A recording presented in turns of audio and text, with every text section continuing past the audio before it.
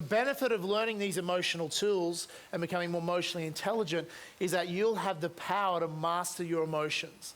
To master your finances, you must first learn to master your emotions. Most people, let me ask you this question. Who is in control of your emotions? Jot that down. You said you are. You told me that you are in control of your emotions. Well, if that's true, can I ask you this question? Then if that's the case, then why don't most people control the way they feel on a day-to-day basis?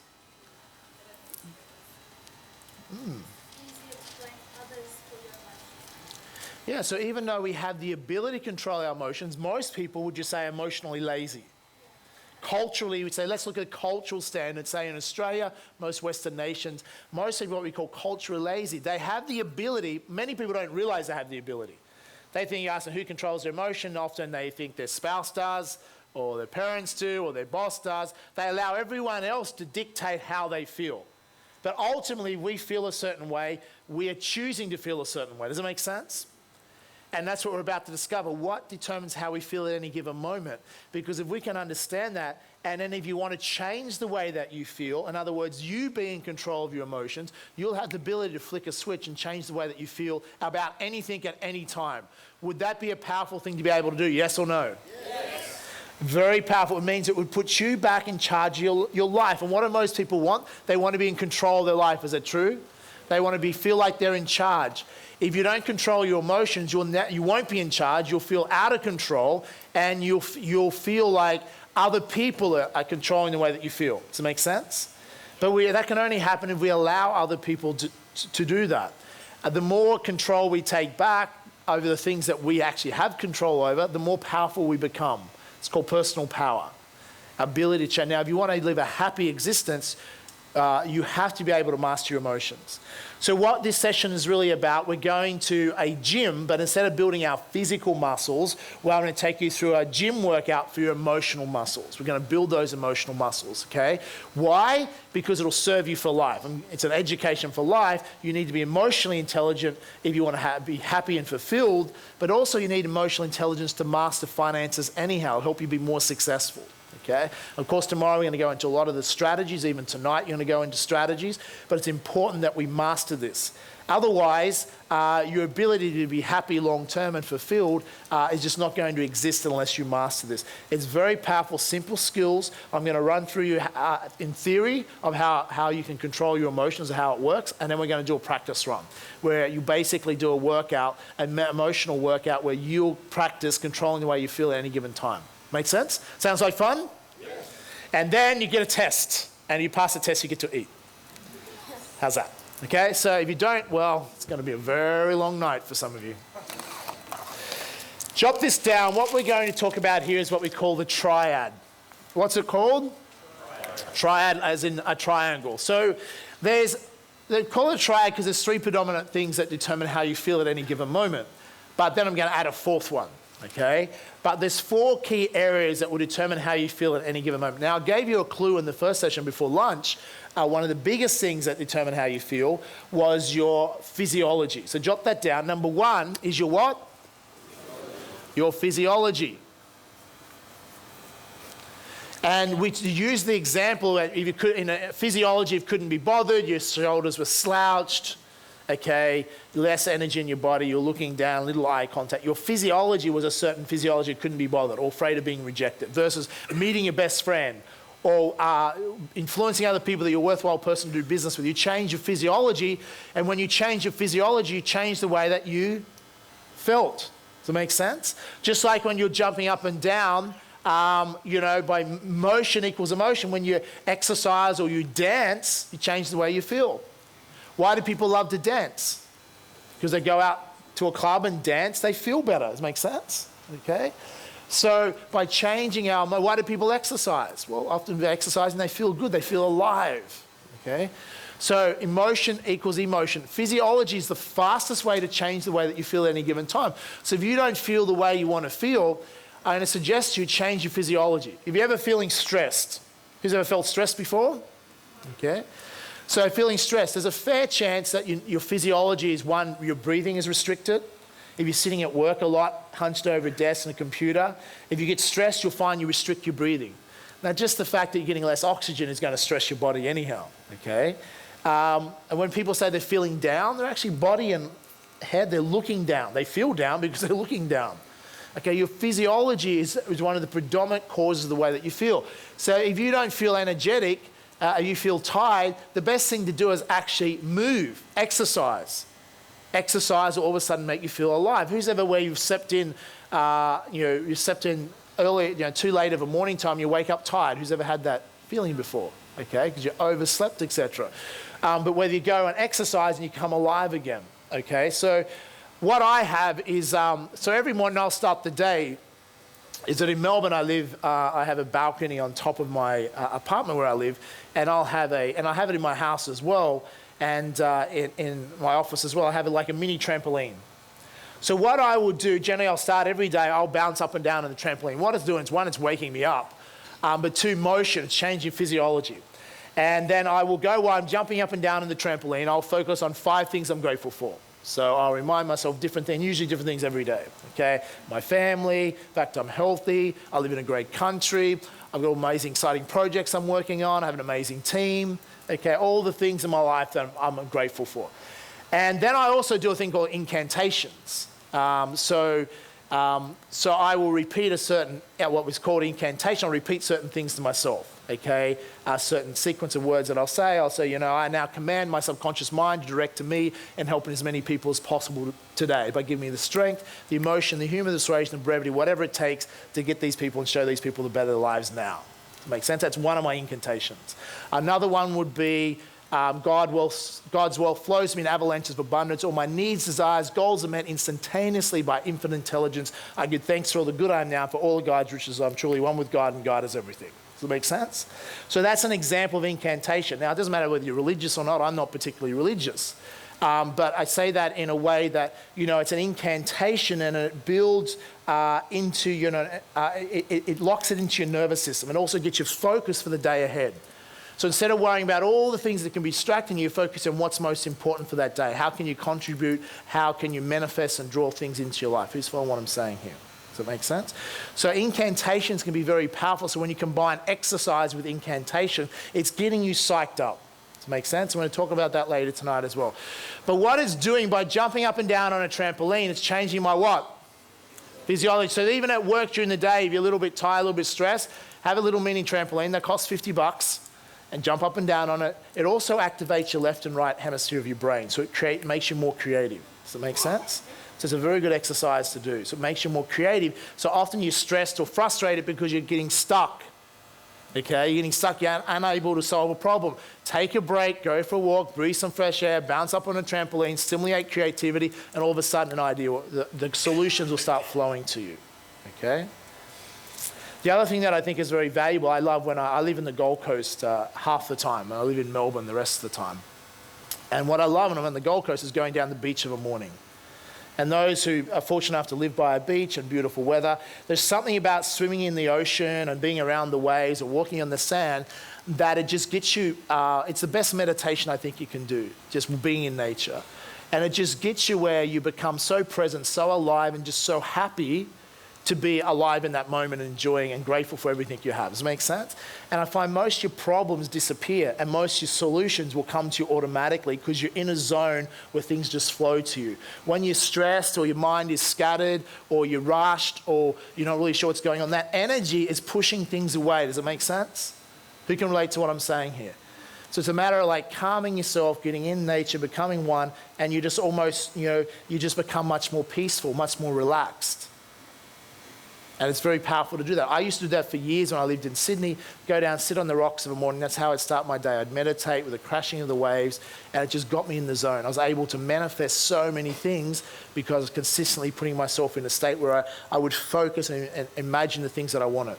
Instead of most people wake up irritable, grumpy, fearful, focusing on the things they're afraid of, the bills, the stress, or whatever, and they're manifesting what they don't want.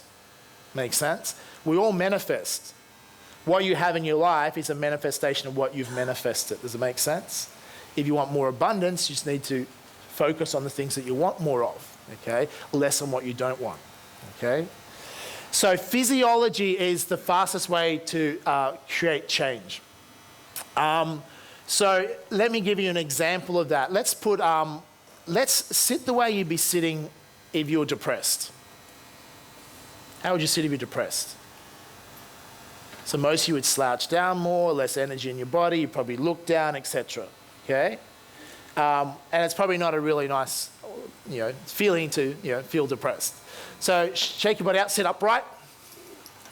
Sit upright with some energy in your body, alive and excited. It's like the night before Christmas and you can't wait to, wake up and open the presents like a child. So sitting upright and excited with a smile on your face. Okay? Now with a big smile on your face, okay, put a really big smile on your face. Come on, a big smile on your face. Now with a big smile on your face, I want you to be depressed. Big smile on your face, be depressed. God damn it. Big smile on your face, be depressed. Raise your hand if you can't do it.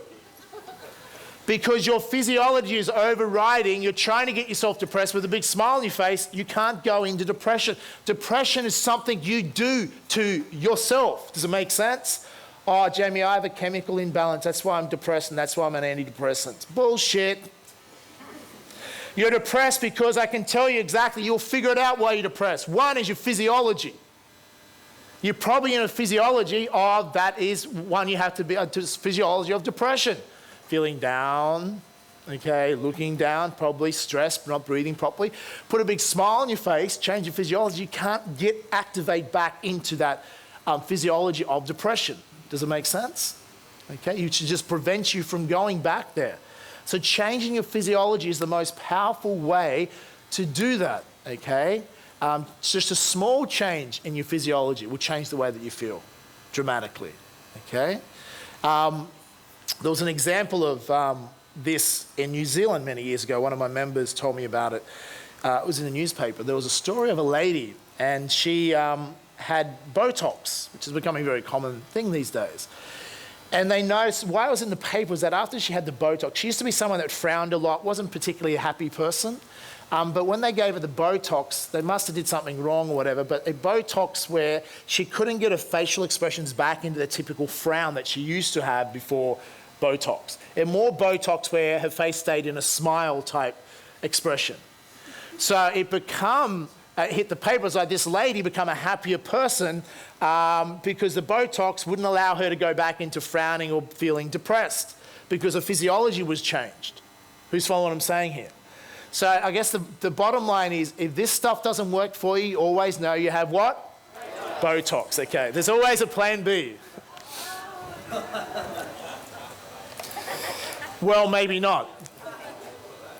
So, but changing physiology is everything. If that's all you learned from this weekend was that, okay, if I want to feel better and change the way I feel at any given time, if I want to be more motivated, just change my physiology and get in the habit of that, becoming more emotionally strong, and you would feel better because all your life is filtered through your feelings. Is it true? So there's no point having a wonderful life, living in a wonderful country, having great opportunity, having all these amazing things happen to you if you filter those things through an unresourceful emotional state. You're still not going to be happy. So here's the Western epidemic. People think, well, if I get the nice house, if I get the perfect relationship, if I have the perfect children, have the perfect job, the perfect career, the perfect amount of money, one day when I get those things, then I will be happy. That's a Western ideology. It's flawed. We're waiting till something happens externally to us to then allow ourselves permission to be happy. And what often happens is people think, well, if I achieve and get all these material things, then I will be happy. But then when they get all those things and they realize they're not necessarily happy, and then they're really screwed up. Is that true? Imagine getting everything you wanted financially and all those things and still not happy.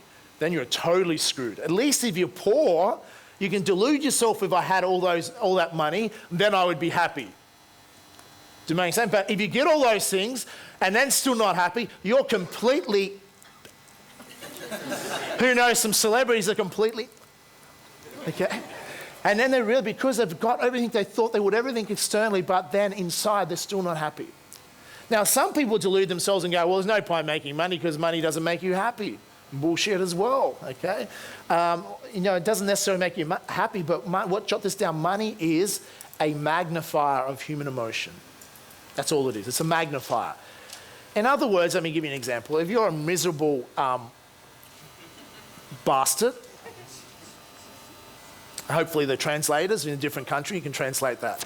But if you're a miserable bastard and you become wealthy, what do you become? A rich, miserable bastard. Okay? Money just magnifies who you are, so you can be a bastard on a bigger scale. Okay? But if you're a beautiful, sweet, loving soul, generous and abundant, and you come into more money, then money's just going to magnify who you are. We blame money for all sorts of things, but really money is pieces of paper with deceased notables on them.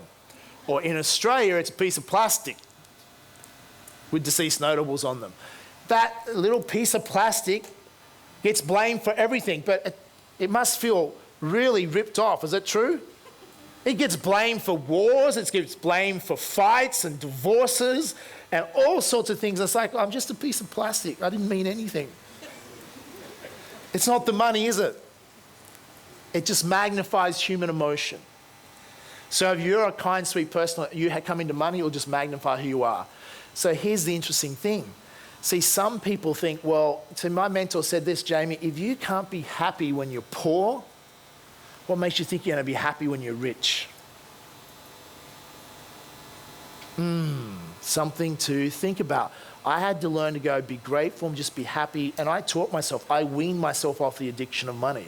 So one of the first steps was, how can I just be grateful and live on a small amount of money? Of course, I want to have more abundance in my life one day, but just going to learn to be happy. I'm not going to be addicted to money. I learned to get rid of that addiction and just learn to be happy and grateful. As a result, I could figure out, hey, I can be happy even without a lot of money. I'm truly lucky. And as a result, as I become more abundant and got more money, it just magnified who I was and magnified my happiness. Does it make sense? It was never the money, it was just the magnifier. It all comes back to who we are. If we're a happy person, grateful person, it will magnify that. If we're trying to get something to change the way that we feel externally, then we have problems. And that's what Western society we have. We have those problems because we're looking for external stimulants, whether it's money, whether it's a relationship, whether it's food. Most people use drugs effectively. You know, some of the biggest drugs in our society is sugar, food.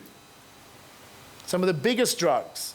How many people in Western society are addicted to sugar and don't even realize they're sugar addicts? Okay? Total sugar addicts. It's just as bad as a lot of illicit drugs. It's perhaps worse. Okay? People addicted to sugar. How many people in our society are addicted to food? Jamie, but I love food. There's nothing wrong with that. I love food too.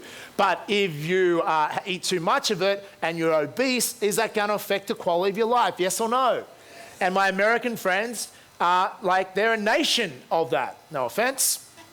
But guess what? Who's the second worst nation on the planet for obesity? Australia. Okay? So we use those things. So if we don't know how to control the way that we feel, we will use external substances to change the way that we feel. Does it make sense? But it's not healthy. We'll rely on food. We're not feeling well, we'll just eat. Okay? Not feeling well, eat. Not feeling well, eat. Not feeling well, eat. Or some people won't be food, it'll be alcohol. Feeling crap, I'm going to drink. Feeling crap, I'm going to drink. Feeling crap, I'm going to drink. Or drugs, I'll take drugs. Okay, prescription drugs or illicit drugs. Not feeling good, I'm going to take that so it can change the way that I feel. Relationships, they'll use relationships to try and change the way they feel. They want the other person to change the way that they feel. Who's following what I'm saying here? And it's a recipe for disaster because they're trying to get something else to change the way they feel. And those things will change the way they feel, but only in the short term. Is it true? Take a heap of sugar, you'll feel great in the short term. You'll have heaps of energy, but then you'll crash. Does it make sense? You'll feel tired and you'll crash. You'll be hyper and then you'll crash. Too much food, well, you're just going to, put on too much weight. It'll lead to obesity, heart problems, etc. We know that's going to work. Too much prescription drugs. How many people have died from overdoses of prescription drugs? Okay. Many movie stars or musicians have done that, even accidentally, Antidepressants. The amount of antidepressants that are dished out in America, now in Australia, It is shocking. They're just dished out by doctors like lollies. Oh, you don't feel really well, here's an antidepressant. Okay? Does it make them happy? Well, we've become addicted to antidepressants and you're relying on something external to change the way you feel instead of going, hang on a minute, what if someone was to show me how I can take charge and change the way that I feel without external stimulants? Would that be beneficial, yes or no? Yes, it would be massively beneficial. If this was taught at school, you'd eradicate most of the drug problems in society. And I'm talking all drug problems as far as food, sugar addictions, alcohol abuse, illicit and prescription drugs, etc. Because you could take charge of these things. You wouldn't need that compulsive behavior to get something else to change the way you feel, because all it is a crutch. Is that true? There's an issue not being dealt with and we're covering it over with short-term pleasure, but we know leads to long-term pain. Because it's just a bit like money with alcohol. You notice how some people, they drink, they just become happier? You're going to notice that? They're happy drunks, but then you also got the opposite. Some people drink and they drink too much and they become angry or violent. Who knows that to be true? It's a remember, alcohol is like money. It's a magnifier of what's going on in the inside. Does it make sense? If you're a happy person, like if I drink occasionally, I'm Australian. Grew up on a farm. I don't drink as much as my brothers, thank God. My brother behind his shed at the farm, he got married last weekend. He has this massive collection. He drinks 4X, which from New South Wales he's not meant to, but they do these days. And he just likes beer, lots of it. But the point, if I drink, I just get happier. I don't get violent. Where some people I know, they drink, they'll get violent. So it's not cool. There's some of my brothers, the one with that cowboy hat on, he got married last weekend. So give him a hand for that, by the way. It's a great wedding at the farm out in the sunshine. So it's a magnifier of who, so the point is, if we change our physiology, we can change the way we feel. Jot this down. Number 2 thing that determines how we feel is what we focus on. What you focus on at any given moment will determine how you feel. Not just your physiology. Your physiology is probably the fastest way to create change in the way that you feel. So see, Tony Robbins learned this many years ago. He modeled down to a T. He wanted to be more confident. He was obese, overweight, broke, and he wanted to become more successful. So he modeled confident people, and he noticed confident people walked differently to unconfident people. So he even modeled the way to walk. So he changed the way that he walked. He started walking like he was confident, tall, proud, upright. Changed his physiology and so as he changed his physiology and started walking that way, as a result of that, he felt more confident. And when he became more confident, he was able to influence more other people and he was able to be more successful in business. It all changed by changing his physiology. Who's following what I'm saying here? Okay? You can tell some people, they wander around the way they walk. They're just, some people manage to get mugged in every city they go to. It's like the way that they walk, it's like they're inviting someone to mug them, okay? If someone's on a mission, sense of purpose in their life, they tend not to be the people that get mugged, okay? They know point A to point B where they're going and they don't want anyone to get in their way. Does it make sense? But they're not really lost, not really know where they're going. It's like they're just inviting shit to happen. Do you know some people, how bad shit happens to them all the time? Who knows some people like that? Okay? Hopefully not intimately. But it's true. Their energy is in a certain vibration and they're drawing these things to them. They're just making it happen. Okay? So it's like some people seem to have all the bad luck. No, it's because they're manifesting that. Okay? They just need to change what they focus on. What we focus on, we will draw to us. Just as well, most people aren't that good at manifesting. Otherwise, they would, much worse things would happen to them. Okay? So what we focus on, do we focus on the bugs in the windscreen or do we focus on the road ahead? They both exist. It's where our focus is. Where our focus is, our energy will flow. Okay? So you can change your focus and you'll change the way that you feel. Now, this is very critical as an investor. So if you don't master these things, forget about being a successful investor. You'll be at the mercy of the markets. You'll be at the mercy of your emotions, greed, fear and greed, and it'll cause you to try and get rich quick and stuff it up, or cause you not to do anything and procrastinate from fear, and you won't achieve your objectives. You've got to be like a Warren Buffett. Is Warren Buffett greedy, yes or no? No, he doesn't behave. He's not trying to get rich quick, is he? He's very rich, but he's not trying to get rich quick. Is he fearful and never acts? No, he's cool, calm. Emotions are taken out of it. Logic, common sense. He's able to get himself to stay smart. Even when the credit crisis, when everything was imploding, what was Buffett doing?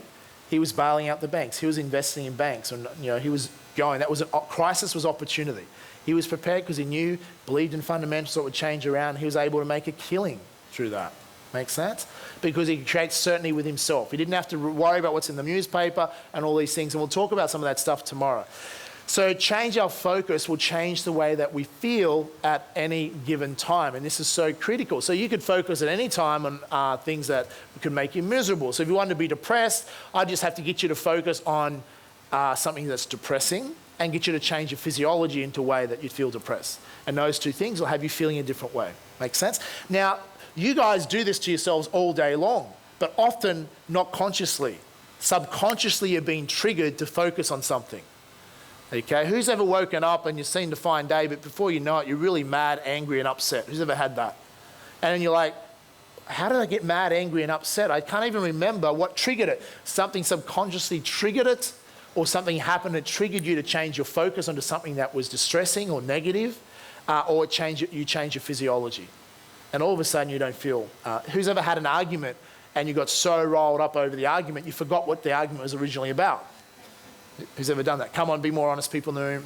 Okay, we've all done that before. So we get so caught up in it. So focus is the key. You want to change the focus. Third thing, jot this down. The third thing that can determine how you feel at any time is language patterns. What is it? Language patterns. So what I mean by this, if I said, this pisses me off, do you feel that has a certain vibration? You can feel the vibration. If I say, this peeves me a little, different vibration? Pisses me off versus this peeves me a little. It's like when you say, this peeves me a little, you just can't get to the same intensity of that emotion. It's a different emotion. By changing language patterns, changing words, it changes the meaning and changes the intensity of your emotion. Does it make sense? So language patterns, by changing the words that you use, will also change the way that you feel about something.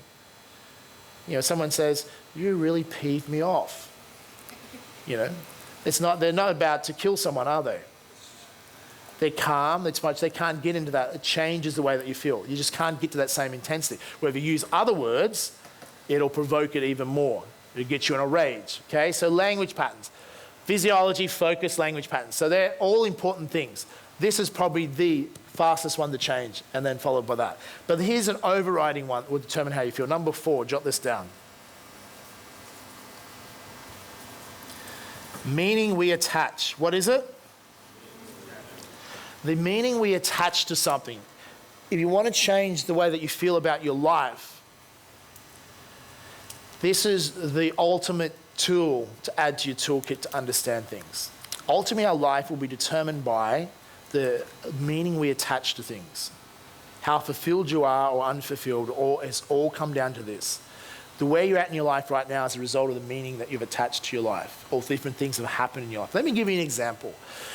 A friend of mine, a good friend of mine, he, at 9 years of age, he's from New Zealand, he was involved in an accident. He and his friend was playing at the train railway carriages, and one of the railway carriages come loose and ran over his legs. And at 9 years of age, he lost both his legs.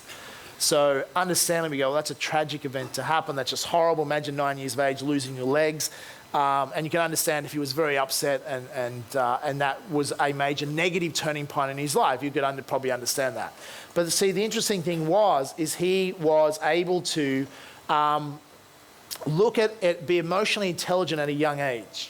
In other words, he, instead of being hurt, disappointed, and really use that as an excuse not to achieve in his life, he thought to himself, I've lost my legs, but, I'm so grateful I didn't lose my life.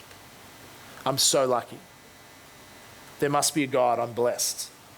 Like I lost my legs, but I'm alive. I'm so lucky. So he attached a meaning to that event which could have been the worst day of his life, into going, you know what, I'm so lucky. I'm one of the luckiest people alive. The fact that I survived that, I might have lost my legs, but I'm alive. Does it make sense? He attached a meaning that was empowering. And as a result of that what day that could have been the worst day of his life, it actually was the catalyst to become really the best day of his life. Because of that happening to him, he has gone on to live a life far more adventurous, far more courageous, and achieve so many more things, experience so many more things than he ever would if he didn't lose his legs. He lives a life has done more than most people with 2 legs. Does it make sense? So even though you could think that could be one of the worst things that could happen to someone, often the worst day in our life, if we see it for what it is, the gift that the universe has sent our way, whether we like it or not, we mightn't have a say in that, but see it as the gift that the universe has sent into our life, then the worst day in our life can become the best day in our life. Does that make sense? Repeat after me. Something to think about. Is it possible? Is it possible there's some things that have happened in your life in the past that you thought was bad? You attached a meaning that was really bad, tragic or difficult or just bad. And that meaning you attached to it disempowered you. It's held you back because of the hurt, the anger, the frustration, whatever. And as a result of that, it's taken some of the life out of you. Or it's held you back, or you haven't done the things perhaps you would have done as a result. Does anyone relate to anything like that? Because what would have happened is something happened to you and you attached a meaning to it. Now, consciously, you may not attach a conscious meaning to it. You subconsciously just attached a meaning to it. See, I remember when I was 16 years of age, I fell in love for the very first time. And I was dating a girl that was a friend of my sister's, and she lived like 2.5 hours away, which at the time was a long way away in the country, and I was in love. Then the bitch dumped me. Can you believe that? Like, come on. So the point was, my heart was shattered into 1,000,000 pieces. I was devastated. I can remember this. I was on my mum's couch at home. I was such a motivated teenager, but now I was so distraught. Had zero motivation left. My life was over. All women are. All women are. So then you adopt global beliefs, right? And then you apply all women are. So as a result of that, I was hurt and upset and devastated. And especially when you're a teenager, your emotions are so raw. It's like it's live or die. It's everything. And it's because I was a passionate guy. So in that moment, I was like, my life is over. Now, but obviously a few years later, I look back on that and go, you know what? I'm probably glad that happened because, you know, my life went in a different direction. I met different people and it really wasn't that bad, was it? But looking back on it, I was like, my God, I can look back on it now. So the key is emotional intelligence is this. It's just like my friend that lost his leg at 9 years of age. Emotional intelligence is changing the meaning or attaching the meaning that's empowering when something difficult, challenging happens to us. It's not waiting that 1 or 2 years or 5 or 10 years, or some people still couldn't get over something that happened to them 25 years ago. And they're carrying it with them into their future, wondering why they can't get their future because they're so hung back in their past. Dragging all this pain, dragging all this, I feel sorry for myself, dragging all this, life isn't fair, dragging all these ball and chains. Instead of going, let it go, look, turn around, look back at what happened, go, how can I look at this? Now I'm a mature adult, how can I look at what happened to me in a different light? Can I attach a different meaning to what happened? Can you, yes or no? Yes. Because who determines the meaning you attach? You do. My friend lost his legs 9 years of age. He could attach the meaning that there is no God. Life isn't fair. My life is over. I'll never live a life I could have ever again.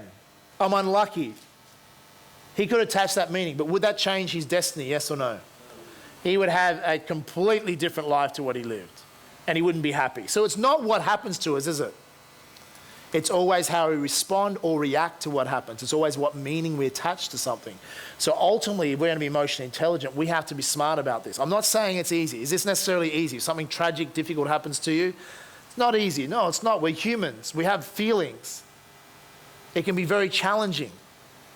But ultimately, we still are responsible for living the life we really want. And if we allow ourselves to be disempowered by something in the past that happened to us, and we're disempowered by that, then we go through life being disempowered, living a fraction of what we're capable of, bitching and moaning or being upset about things, or because we feel crap, then we're going to drink excess alcohol or take excess drugs or use food as a drug to try and cover over those hurt feelings that we had from the past, and it only makes our life worse. And then we're being disrespectful to life. Is that true? We're not being grateful for the wonderful gift of life is because we're so hung up on something that happened in the past. And you say, well, Jamie, you don't understand, but what happened to me was wrong. It was unjust. It should never happen. Someone else did this. It's their fault. True, may have been. But who's punishing? Who's suffering? Who's following what I'm saying here? So here's what I want you to think about. I want you now to jot down at least 2 things that happened to you in the past that you, at the time, attached a negative meaning, which you left you disempowered over, a negative meaning. And then I want you to relook at these 2 things and go, what's a different meaning I can attach this? Can I attach a more empowering meaning? How can I look at this in a different light? Because remember, it's often the things that we get hung up on are the very things that needed to happen to us. If you listen to story after story of success, usually some form of adversity, some form of difficulty happened to a person. And where most people use that as an excuse not to achieve, they've turned it around and seen it as a gift, not a problem. And they've looked at it in a different light, and they've used that as the catalyst for them to go on and live an extraordinary quality of life. Who's following what I'm saying? So if you're stuck on something, or there's something's happened to you in the past that upsets you or holds you back, it's because you're looking at it still as a problem and not the gift that the universe sent to you. Remember, the universe sends you gifts in disguise. Everything happens to you for a reason. Do you believe that? And sometimes you might question that. What the hell is this reason? But we've got to look for what is that reason? What is the lesson? What is the gift? If you look at that, then your life has complete different meaning. You get so much more out of it. So go for it now. Look back in your life. Find at least 2 things you attached a negative meaning. Attach a different meaning to that empowers you, and then share it with your buddy. Go for it quickly. Okay. Making sense so far? What determines how we feel at any given moment? If we understand this, we have the ability to change the way we feel without taking drugs. It's much cheaper. Okay? Without drugging ourselves with food or sugar or alcohol or prescription drugs or illicit drugs or using other relationships, in unhealthy ways to make ourselves change the way that we feel. All these things that comes from within us, and we take control of that, then the things that we want will tend to flow to us more anyhow. Does that make sense? So it's having charge of our life and being emotionally intelligent is when something happens. So then we no longer have to live in fear, because a lot of people live in fear of what if something bad happens. It's like, well, let's not live in fear. Let's live with a sense of certainty. It doesn't matter what happens, that God made you strong enough to deal with it. And you're capable of dealing with it. Does it make sense? Especially if you put yourself into a peak state and change the way you feel, by what you focus on, your physiology, your language patterns, and most of all, what meaning you attach. What meaning is this? Often the challenging things are a gift in disguise. The universe is sending it to you for a reason. If you keep rejecting it or keep thinking it's a problem, well, it's only going to get bigger and bigger until you get the lesson. I have a belief we're all on this planet, and we're on this planet together at the same time, which I think is incredibly remarkable. And we're in a time in history and civilization, which is probably the most exciting time ever in the history of civilization on this planet. So we have a lot of things to be excited about. And you're here on this planet right now, floating on this piece of rock through space at a high speed for a reason. Does it make sense? Wherever you come from and wherever you're going, we're here together, connected, sharing an experience on the planet together. To me, that is amazing. That is the powerful gift of life. And it's what we're going to do with that. Okay? Are we going to live consciously or unconsciously? Most people are living unconsciously. Everything else is dictating them. They're like, the sailboat which doesn't have a rudder. Whichever way the wind blows is where they go. So we're going to set a course, and this is where we're going to go, because we're going to take charge of what we control. So the most successful people on the planet is what they're good at, is controlling what they can control. Can you control your feelings, yes or no? Yes. You've learned that you can. And if you condition that in, you'll be able to do that consistently. By taking control of what you can, you increase the likelihood of things happening, be able to influence other things. Accepting, though, there's certain things that you don't control. So the things you don't control, here's how you get stressed, trying to control things or people that you don't. So often people are trying to control the other person in a relationship, or they're trying to control other circumstances. That'll stress you out. Who's figured that out already? Okay. It'll stress you out, and it's wasting energy.